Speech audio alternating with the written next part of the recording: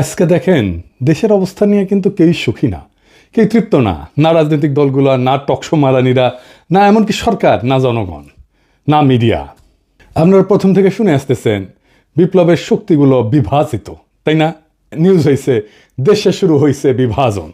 বিভাজন নিয়ে আমি একটা এপিসোড করছি যে বিভাজনের জন্য কে মূলত দায়ী। তারপরেও আরও কিছু আলাপ আছে, প্রাসঙ্গিক আলাপ, সে আলাপগুলো আজকে করব আর কি। নেত্র নিউজ দেখেন এমন একটা ভয়ঙ্কর স্টোরি করেছে যে এমনকি ইন্ডিয়ান বিজেপি করে নাই, সেটা করছে নেত্র নিউজ। লিখছে অগণতান্ত্রিক, অহংকারী, মানবাধিকার বিরোধী, ক্ষমতায় 1 বছর কাটতে না কাটতেই মোহাম্মদ ইউনূসের যত্নে গড়া ভাবমূর্তি ভেঙে দিয়ে আসল চেহারা প্রকাশ পেয়ে গেছে।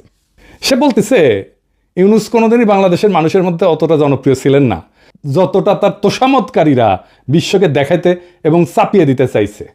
এই সত্য স্বীকার করার মতো বিনয় তার নাই। চিন্তা করেন কি ভাষা ব্যবহার করছে।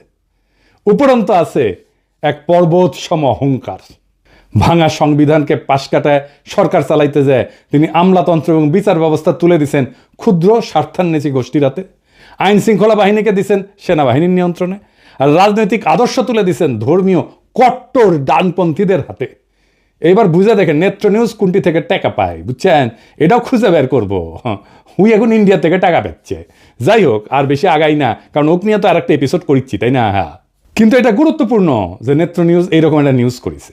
প্রফেসর ইউনূসের মতো পর্বত সম জনপ্রিয়তা নিয়ে ক্ষমতা নেওয়ার ঘটনা বিরল, কিন্তু কেন এই ঘটনাটা ঘটলো এটা আজকে প্রফেসর ইউনূসের নিজেরও জানা দরকার। কারণ উনি যেহেতু দেখেন আমার ভিডিও, উনি বুঝবেন আমি প্রথম থেকে ওনাকে সতর্ক করে দিয়ে গেছি, ওনাকে সাজেস্ট করছি কি করতে হবে। আমি নিজের টাইম দিয়ে ঘরের খেয়ে বনের মোস্তারায় দিতে চাইছি, ওনাদের দরকার পড়েনি। ওনারা বাংলাদেশের সেরা মেধা মাথাগুলোকে, মালগুলোকে এক জায়গায় করেছেন, আর আমরা তো আমাদের দরকার পড়বে কেন? তাই আমাদের কথা শোনার দরকার নাই ওনার। তবে এটা আজকে আমাকে পরিষ্কারভাবে বুঝাই দিতে হবে যে এই স্বপ্নভঙ্গ কেন হইল, প্রফেসর ইউনূসের ভুলগুলোর মধ্যে একটা প্রধানতম ভুল কি ছিল। তাইলে আমরা বুঝবো যে কি ভুল আমরা করছি আর ভবিষ্যতে কোন ভুলটা আমাদের পরিহার করতে হবে। প্রথম ভুল কি? প্রথম ভুল বিপ্লবকে বিপ্লব বলে স্বীকার না করা। ডাক্তার জাহেদ তো ভিডিও বানায় বলছে ঘাড়ে ধরে অভ্যুত্থানকে বিপ্লব বলতে হবে। না, এগুলো আসলে কোনোটাই বিপ্লব না, কোনোটাই বিপ্লব না। আমাদের এটাও অনেক অনেক দূরে বিপ্লব থেকে ছিল, কিন্তু গণঅভ্যুত্থানকে ঘাট ধরে এটা করানো হচ্ছে। কারণ কারো পরিকল্পনা আছে এটাকে বিপ্লব হিসাবে প্রতিষ্ঠিত করে, বিপ্লবী সরকার বানিয়ে সবকিছু বাতিল করে তাদের মতো করে দেশ চালাবেন। মির্জা ফখরুল বলছে যেসব দেশে বিপ্লব সফল হয়েছে সেখানে বিপ্লবী সরকার গঠন হয়েছে, কারণ তাদের একটা বিপ্লবী দল ছিল। রাশিয়া, চীন, কম্বোডিয়া, কিউবা সবখানে এই চিত্র পাবেন। এমনকি ইরানেও ইসলাম বিপ্লব হয়েছে, সেখানেও একটা দল ছিল। কাজেই আমার কথা হচ্ছে যারা বিপ্লবের কথা বলতেছেন তাদের উচিত সরকারে না থেকে একটা বিপ্লবী দল গঠন করা। এনে বিপ্লবী দল কোথায়? বিপ্লবী দলই তো নাই। মির্জা ফখরুলের মাথায় কমিউনিস্ট ট্রেনিং আছে তো 19 শতকের, আজকাল না। মানে বিপ্লব করার জন্য একটা বিপ্লবী তত্ত্ব লাগবে, একটা কার্ল মার্কস লাগবে, তার আবার দাড়ি থাকা লাগবে। দাদা সিরাজুল সেই জন্য দাড়ি রেখেছিল। লেনিন লাগবি, তার আবার টাক মাথা লাগবি, একটা বলশেভিক পার্টি লাগবি। আমি আগেও বলছি, আবারও বলি, কেন 2024-এর রাজনৈতিক পরিবর্তন অভ্যুত্থান না বিপ্লব? এইটা স্যার ডান পেশার বাম পাশে লিখবেন বিপ্লব আর অভ্যুত্থান। 1 নাম্বার, রাজনৈতিক বিজ্ঞানে বিপ্লব বলতে বোঝায় যে বৃহৎ জনগোষ্ঠীর অংশগ্রহণ। 2 নাম্বার, রাষ্ট্রের রাজনৈতিক সামাজিক কাঠামোর মৌলিক পরিবর্তনের চেষ্টা, পরিবর্তন না, কিন্তু আমি বলছি চেষ্টা। 3 নাম্বার, দীর্ঘ সময় ধরে চাপ সঞ্চয় এবং বিস্ফোরণ। 4 নাম্বার, পরিবর্তনের জন্য আভ্যন্তরীণ বৈধতা বা পপুলার লেজিটিমেসি। এবার অভ্যুত্থান কি, এইটা সে আর এক পাশে লেখেন। পাশাপাশি এবার আমরা বুঝে দেখব। অল্প সংখ্যক এলিট, সাধারণত সেনা বা ক্ষমতাধর প্রশাসনিক গোষ্ঠী, এরাই অভ্যুত্থান করে, হঠাৎ করে ক্ষমতা দখল করে জনগণের বৃহৎ অংশের সক্রিয় অংশগ্রহণ ছাড়াই। এরা সাধারণত রাষ্ট্রের কাঠামো অপরিবর্তিত রেখা, শুধু নেতৃত্ব বদলায়। তার মানে এরা সামরিক অভ্যুত্থান, মানে ডাক্তার জাহেদ চাইছিল কোনো কিছু বদলাবে না, আগের মতোই থাকবে, শুধু সরকারটা চেঞ্জ হবে, কে শাসন করবে এটা চেঞ্জ হবে। তাহলে আপনারাই বলেন 2024 কি বিপ্লব ছিল না অভ্যুত্থান ছিল? এটা বিপ্লব ছিল, কোনোভাবেই এটা অভ্যুত্থান না। তাহলে প্রশ্ন হলে এত বড় বড় বিদ্বান প্রাজ্ঞ লোকদের এই বিপ্লবকে চিন্তা পারল না কেন, স্বীকার কেন করলো না? কারণ ওদের বুদ্ধি বেশি, আক্কেল কম। আসেন আমরা একটু বুঝে দেখি যে বিপ্লব এখন কেমন করে হয় এই 19 শতকের চিন্তা ছাড়াও। 19 শতকের মতো বিপ্লবী তত্ত্ব, বিপ্লবী দল বা বিপ্লবী নেতা দিয়া, একটা কেন্দ্র দিয়া আজকাল বিপ্লব হয় না। আজ হয় বিপ্লব কেন্দ্রহীন, কেন্দ্র ছাড়া, সেন্টার থাকে না। বহু নোড বিপ্লব, নোড নোড এডিটর শেয়ার নোটগুলো দেখান একটু, অনেকগুলা নোট। আমরা 2024-এর নোটগুলো দেখি, ধরেন একটা গোল গোল করে দেখাবেন, বিএনপি নোট, জামাত নোট, বৈষম্য বিরোধী ছাত্র আন্দোলন নোট, ছাত্র শিবির নোট, ছাত্র দল নোট, অন্যান্য রাজনৈতিক দল নোট, প্রবাসী diaspora note, YouTuber note, social media note, remittance যোদ্ধা নোট, রিক্সাওয়ালা নোট, কিশোর গ্যাং নোট, বিশ্ববিদ্যালয় ছাত্র নোট, দোকানদার নোট, ক্ষুদ্র ব্যবসায়ী নোট, শহুরে দরিদ্র লোক নোট, শ্রমিক নোট। এখন এই নোটগুলো কি দিয়ে যুক্ত ছিল? যুক্ত ছিল সোশ্যাল মিডিয়া দিয়ে, ইন্টারনেট দিয়ে। এডিটর সাহেব একটা নোটের সাথে আর একটা নোটের ইন্টারনেটের যোগ করে দেন, তাহলে সবাই বুঝবে। এবং সবগুলো যখন একসাথে হয় তখন এটা একটা বিশাল শক্তি হয়। কিন্তু একটা আলাদা নোট শক্তিহীন। এখানে কোনো কেন্দ্রীয় নেতৃত্ব নাই, কোনো একক সদর দপ্তর নাই, কমান্ড স্ট্রাকচার নাই। আন্দোলনের শক্তি আসে বহু ছড়ায় থাকা এরকম নোট বা কেন্দ্র থেকে। নোটগুলোর মধ্যে সীমিত বা শূন্য সমন্বয় থাকে, তবুও তারা একই লক্ষ্যে একই দিকে ধাবিত হয়। এই ধরনের বিপ্লবকে বিভিন্ন একাডেমিক ধারা বা ক্ষেত্র থেকে বিভিন্ন নামে বর্ণনা করা হয়। কি কি আসেন আমরা সেটা বুঝে দেখি। এটাকে যেমন বলা হয় ডিসেন্ট্রালাইজ রেভলিউশন বা লিডারলেস রেভলিউশন, মানে কোনো কেন্দ্রীয় কমান্ড বা স্ট্রাকচার নাই, প্রত্যেকটা গ্রুপ বা নোড নিজের মতো করে কাজ করে। 2 নম্বর, এটাকে বলা হয় নেটওয়ার্ক রেভলিউশন, মানে তথ্য প্রযুক্তি বা সামাজিক মাধ্যম যুগে ব্যবহৃত শব্দ। এইটা manual castle owner network of outrage and hope এই বইয়ে উনি আরও বসন্তের মতো আন্দোলনকে এইভাবে বর্ণনা করছিলেন। এটাকে সোয়ার্ম মুভমেন্টও বলা হয় বা সোয়ার্ম ইন্টেলিজেন্স পলিটিক্সও বলা হয়। মানে ধরেন পিঁপড়া বা মৌমাছি যেরকম ঝাঁকবদ্ধ প্রাণী থাকে না, এদের আচরণ থেকে নেওয়া ধারণা অনেক ছোট ছোট ইউনিট একসাথে একটা বড় পরিবর্তন ঘটায় দেয়, কেন্দ্রীয় কোনো মস্তিষ্ক ছাড়াই। এটাকে আরো বলা হয় সেলফ অর্গানাইজিং রেভলিউশন। এটাকে সিস্টেম থিওরি বা কমপ্লেক্সিটি স্টাডিজে এই ধারণা ব্যবহার করা হয়। সমন্বয় ছাড়াই অনেকগুলো সত্তা নিজে থেকে একই দিকে মুভ করে। এটার আরেকটা টার্মিনোলজি আছে, পলিসেন্ট্রিক আপরাইজিং, মানে রাজনৈতিক বিজ্ঞান এবং অর্থনৈতিক প্রশাসন তত্ত্বে ব্যবহৃত একাধিক কেন্দ্র যাদের মধ্যে সমন্বয় দুর্বল বা নাই, কিন্তু প্রত্যেকে একই ধরনের পরিবর্তনের দিকে আগাচ্ছে। ইতিহাসে কি এর উদাহরণ আছে? আসেন দেখি। 1848 সালে ইউরোপে বিপ্লব হয়েছিল অনেকগুলো দেশে একসাথে, আলাদা আলাদা ইস্যুতে। প্রায় সমন্বয় ছাড়াই বিদ্রোহ শুরু হয়। ফ্রান্সে হয়, জার্মানিতে হয়, অস্ট্রিয়াতে হয়, ইটালিতে হয়। এইগুলোর আর বিস্তারিতে গেলাম না, কারণ এই বিস্তারিতে যাওয়ার আমাদের দরকারও নাই। কিন্তু এইরকম বিপ্লব হয়েছিল আর কি, সেটা জানা থাকা ভালো। আরব বসন্ত এরকম একটা মুভমেন্ট ছিল। তিউনিসিয়া থেকে শুরু হইয়া মিশর, ইয়ামেন, লিবিয়া, সিরিয়া প্রত্যেকটা দেশে স্বতন্ত্রভাবে আন্দোলন ছড়াই গেছে। পোল্যান্ডের সলিডারিটি মুভমেন্টের প্রথম ধাপ, যেটা 1980 সালে হয়েছিল, যে গদালফ শিপিয়ার্ডের ধর্মঘট হয়েছিল না, ওইখান থেকে শুরু হইয়া দেশের বিভিন্ন শহরে স্বাধীনভাবে ছড়াই পড়ছিল। ইরানে একটা কনস্টিটিউশনাল রেভলিউশন হয়েছিল 1905 সালে। 1905 থেকে 11 সাল পর্যন্ত 6 বছর ব্যাপী। ভৌগোলিকভাবে বিচ্ছিন্ন শহরগুলোতে বিদ্রোহ হয়েছিল, কিন্তু কেন্দ্রীয় নেতৃত্ব ছিল না। এই ফর্মের, এই যেটা বললাম, এই ফর্মের পজিটিভ দিক কি? এটা কিন্তু পজিটিভ দিক আছে। কি কি? 1 নম্বর, এটা দমন করা যায় না। এক জায়গায় দমন করলে অন্য জায়গায় আন্দোলন চলতে থাকে। 24-এ তাই হয়েছে আমাদের বাংলাদেশে। ঢাকা বিশ্ববিদ্যালয় দমন করছে, প্রাইভেট বিশ্ববিদ্যালয়ে আন্দোলন শুরু হয়েছে। 2 নম্বর, এটা বৃহৎ অংশগ্রহণ হয়, বিভিন্ন গোষ্ঠী তাদের নিজস্ব কারণে জড়ায়, ফলে ভিন্ন মত থাকলেও সম্মিলিত চাপ তৈরি হয়। 3 নম্বর, কেন্দ্রীয় নেতৃত্বকে কিনে ফেলা যায়। আমরা দেখতেছি না, এটা কিনে ফেলা যায়। টাকার কাছে বিক্রি হয়ে যায়, ভয়ের কাছে নত হয়। কোনো একক নেতা নাই যে শত্রুর কাছে আত্মসমর্পণ করবে, সেই জন্য এখানে আত্মসমর্পণ করে না। নাহিদেরা তো ডিবি অফিসে হারুনের ওইখানে গিয়ে চাপে পড়ে আন্দোলন প্রত্যাহার করছিল, তাই না? আন্দোলন থামে নাই। এবং এইটা কি, এটা সৃজনশীল হয় এবং এটার অভিযোজন ক্ষমতা থাকে। বিভিন্ন নোট বিভিন্ন কৌশল ব্যবহার করে। মানে আমরা অনলাইনে ইউটিউবে একরকম কৌশল ব্যবহার করছি, বিদেশে একরকম কৌশল ব্যবহার করছি। আমরা রেমিটেন্স যোদ্ধারা তাদের রেমিটেন্স শাটডাউন করে দিছে, দেশে যারা কাজ করছে তারা আরেক রকম ভাবে কাজ করছে। এটার কিছু নেগেটিভ দিক আছে আবার। কি কি? দীর্ঘমেয়াদে ক্ষমতা দখল এবং রূপান্তরের সমস্যা। বিপ্লবের পরে কে নেতৃত্ব দেবে, কিভাবে রাষ্ট্র পরিচালিত হবে, এতে বিভ্রান্তি এবং ক্ষমতার লড়াই শুরু হয়। তাই হয়েছে না? হ্যাঁ, মানে এটা নিয়ে ধরেন এই সরকার কেন ভুল করতেছে, এটা বলতে নিয়ে প্রথম দিকে বলতাম, হ্যাঁ, তো তখন আইসা বলতো যে আপনি উপদেষ্টা হইতে পারেন নাই, সেজন্য এটা বলতেছেন, বলাই বন্ধ করে দিচ্ছিলাম সেই জন্যে। তো যাই হোক, এখন তো আর ওই চান্স নাই, এখন আর বলা শুরু করি আবার যে ভুলগুলো কি কি ছিল। এখন বলতে পারেন যে এখন বলতেছেন, তখন বলেন না কেন, এখন বলতেছেন, এখন বলে লাভ কি, তখন বললে তো কিছু উপকার করে।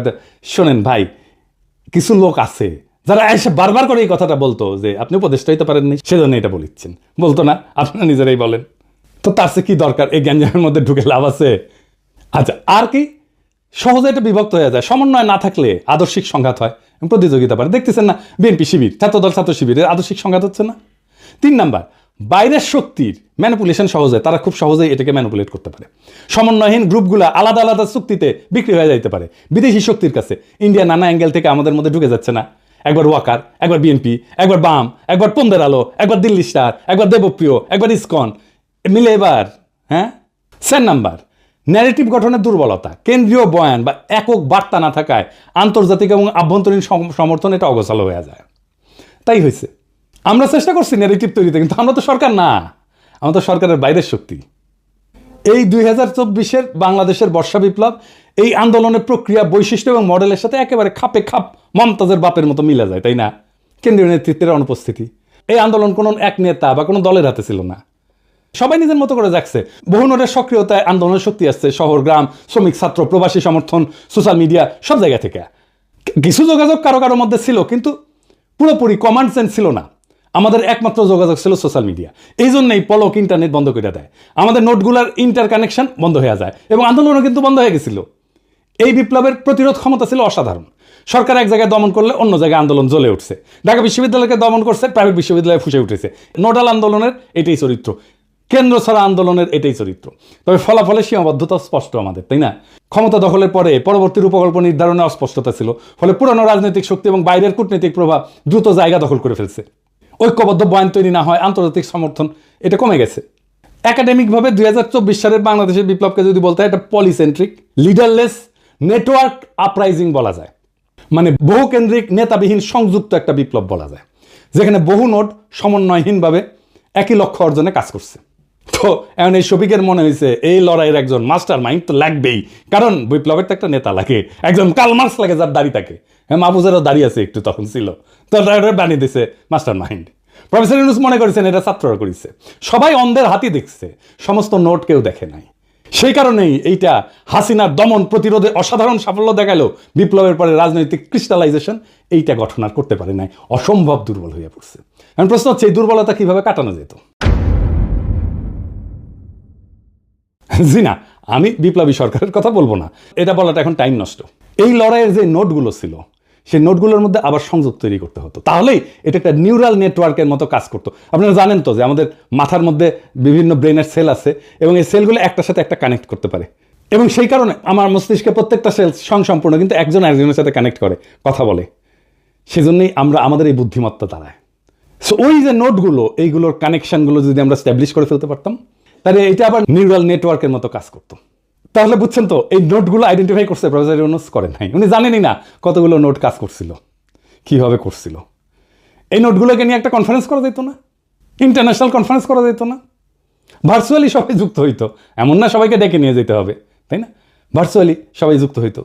বিপ্লব বিজয়ের পরে অন্তর্বর্তীকালীন সরকারের কাঠামোর রূপরেখা তৈরি করতে মন্ত্রিসভা, আইন প্রণয়ন, বিচার, নিরাপত্তা, সব সেক্টরের দায়িত্ব কার কাছে যাবে, এটা করার জন্য আমরা 3 দিন তো টাইম পেয়েছি, করতে পারছি ঠিক মতো? পারি নাই। কেন পারি নাই, কার জন্য পারি নাই, সেটা আর কইলাম না, সবাই উপদেষ্টা হইতে গেছে। এবং আমাদের একটা ট্রানজিশনাল চার্টার করতে হইতো। বিপ্লবের মধ্যেই সব নোটের প্রতিনিধিদের নিয়ে একটা সংক্ষিপ্ত ঘোষণাপত্র তৈরি করতে হতো, যেখানে সময়সীমা, নির্বাচন আয়োজন, আইনি নীতির স্পষ্টতা থাকবে, যেটা হইলো 1 বছর পরে। ঘন্টারের চামড়াও এত মোটা না, কিন্তু এটা করলো কে? রাজনৈতিক দলগুলো। নোটগুলো নাই কিন্তু। দেখছেন এটা দুর্বলতাটা দেখেন। মানে রাজনৈতিক দলগুলো মনে করতেছে, প্রফেসর ইউনূস মনে করতেছে ওরাই দেশের মালিক, ওরা যা করবে তাই, বিপ্লব ওরা একাই করেছে, ওদের এতই হেডম, আমরা কেউ না, আমরা সব। জুলাই ঘোষণাপত্র হইলো, আপনার আমার কোনো পার্টিসিপেশন আছে? নাই। কি আশ্চর্য কথা। আর কি করা যাইতে পারতো? জয়েন্ট কাউন্সিল অফ নোটস, প্রত্যেকটা প্রধান নোডের প্রতিনিধিদের নিয়ে একটা অন্তর্বর্তী সমন্বয় পরিষদ, যা ক্ষমতা গ্রহণের সাথে সাথে কাজ শুরু করতে পারতো। ভার্চুয়ালিও করা যেত, তাদেরকে উপদেষ্টা বানাইতে হইতো না, পয়সাও দিতে হইতো না। প্রফেসর ইউনূস জানেই না কতগুলো নোট কাজ করছে। উনি হয়েছেন 1972-এর মুজিব, কেমনে মুক্তিযুদ্ধ হয়েছে যেমন মুজিব জানতো না, তারপরে মুক্তিযুদ্ধোত্তর দেশ চালাইতে গেছে। প্রফেসর ইউনূসও একই জিনিস, কেমনে বিপ্লবটা হয়েছে এটা উনি জানেন না, বুঝেনও না, তা কিন্তু দেশ চালাইতে গেছেন। এরকম মাল্টিপল নোট থাকলে, এটা সমন্বয়হীন নোট থাকলে বিজয়ের পর নিজেদের মধ্যে দ্বন্দ্বে জড়ায় পড়ে, একটা নোটের সাথে আর একটা নোট। সেটা হয়েছে তো। এবং এটার জন্য একটা কনফ্লিক্ট ম্যানেজমেন্ট, একটা ফ্রেমওয়ার্ক লাগে।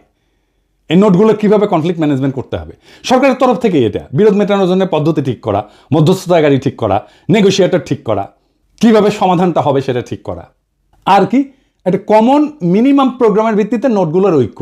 সব নোট যে লক্ষ্যগুলোতে একমত, যেমন ফ্যাসিস্ট সরকারের পতন, মুক্ত নির্বাচন, মানবাধিকার পুনঃপ্রতিষ্ঠা, আওয়ামী লীগের বিচার, সকল দুর্নীতির বিচার, এইগুলা ন্যূনতম অভিন্ন এজেন্ডা হিসেবে ধরে রাখা।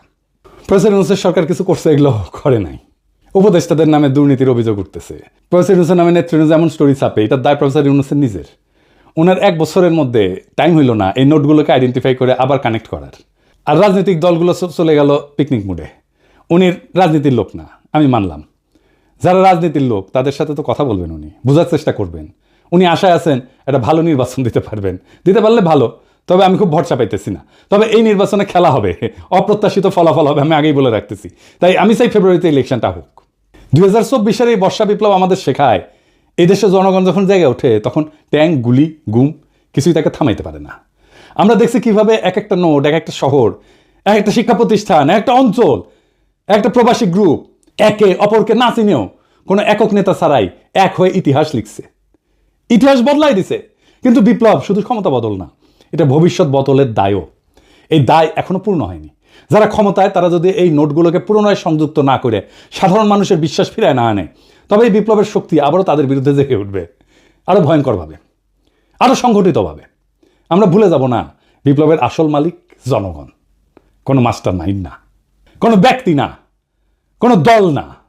আমরা হার মানব না, কারণ আমাদের হাতে এখনো আছে সেই ঐক্যের চাবি, যা একবার এই দেশকে ফ্যাসিবাদ থেকে মুক্ত করছে। ফেব্রুয়ারির নির্বাচন হোক আমাদের দ্বিতীয় ধাপ, যেখানে ভোট হবে শুধু ভোট না, হবে বিপ্লবের ধারাবাহিকতা, যেখানে ব্যালট বাক্স হবে জনগণের নতুন অস্ত্র, যেখানে জয় হবে শুধু এক দলের নয়, বাংলাদেশের। ইতিহাসের গতি থামানো যায় না। যারা থামাতে চাইছে তারা হারায় গেছে, আর যারা শিখছে তারা সংগঠিত হয়েছে, তাদের হাতেই থাকে বিজয়। বিপ্লব চলমান, এই বার্তা জানুক শত্রু, এই বার্তা জানুক মিত্র। ইনকিলাব জিন্দাবাদ।